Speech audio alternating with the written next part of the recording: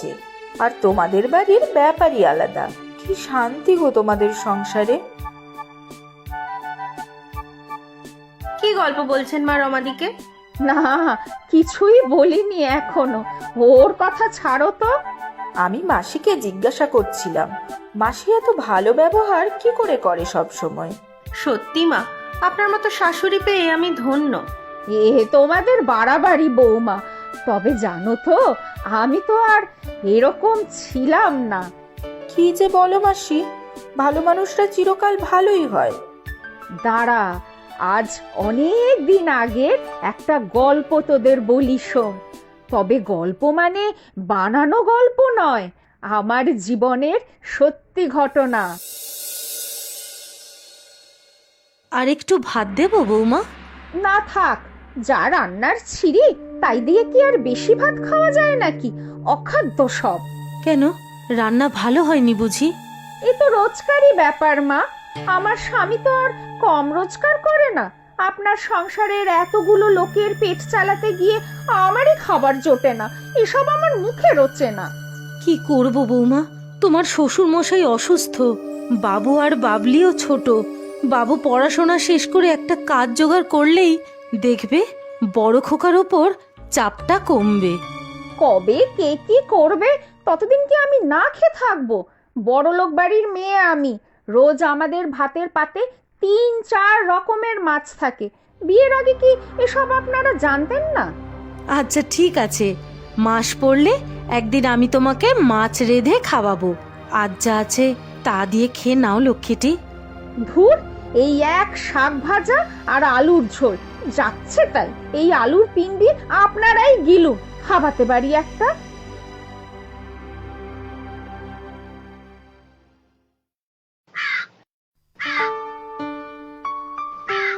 কতদিন পরে এলে বলো তো বাবা? আমাকে কি তোমরা ভুলেই গেলে নাকি? না রে মা, এত বড় ব্যবসা আমার, সারাদিন কাজের জন্য এদিক ওদিক ছোটাছুটি লেগেই থাকে। আরে জামাই কোথায়?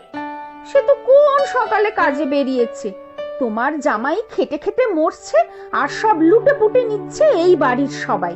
কপালটাই খারাপ আমার। জামাইকেই একটু বোঝা, নিজের ভালো বোঝার জন্য। আরে কতদিন পরে এলেন বেয়াই মশাই, এই নিন চা আর মুড়ি। ছি ছি মা, আপনার কি এতটুকু বোধ বুদ্ধি নেই? আমার বাবা এতদিন পরে এলো, সে কি এই সামান্য মুড়ি মাখা খাবে? এইসব চলে না আমাদের। আসলে বাড়িতে সেই অর্থে কিছু নেই, যা ছিল তাই নিয়ে এলাম। তার থাকবে কি করে? গুষ্টি শুদ্ধ লোক তো খালি গিলেই যাচ্ছে। ছি ছি, আমার বাবা তো আর আপনাদের মতো হাবাতে নয় যে শুকনো মুড়ি চিবোবে। আমার খুব ভুল হয়ে গেছে বৌমা। আমার জামাই তো আর কম রোজগার করে না, কিন্তু আপনার বাড়িতে তো দেখছি যে আমার মেয়ের কোনো কদরই নেই। না না, এরকম ভাববেন না।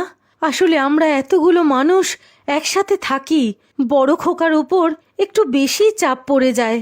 তবে বৌমাকে তো যথাসম্ভব ভালো রাখার চেষ্টা করি আমরা সবাই।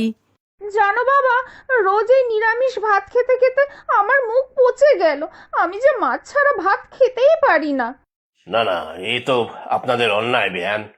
আমার মেয়ে আপনাদের বাড়ির বউ, তার খেয়াল রাখাটা কি আপনাদের দায়িত্ব নয়? খালি সবাই নিজেরটাই বোঝে। তোমার জামাইও হয়েছে তেমনি, পরিবারের সবার জন্য করেই যাচ্ছে। তুই চিন্তা করিস না মা, আমি কাল থেকে রোজ তোর জন্য বড় বড় মাছ পাঠিয়ে দেব। না না বেয়াই মশাই, তার দরকার নেই। বড় খোকাকে আমি বলবো এনে দিতে। আমার বাবা আমাকে মাছ কিনে দেবে, এতে আপনি না বলার কে শুনি? তোমার বাবার এনে দেওয়া মাছ লাগবে না বৌমা, আমি সংসার খরচ থেকে বাঁচিয়ে তোমার জন্য বড় ভালো মাছ এনে দেব। আপনার আনা মাছ আপনারাই খান। বাবা, তুমি কাল আমার জন্য মাছ পাঠাবে কিন্তু। আর মা, যান অন্য কিছু নিয়ে আসুন বাবার জন্য।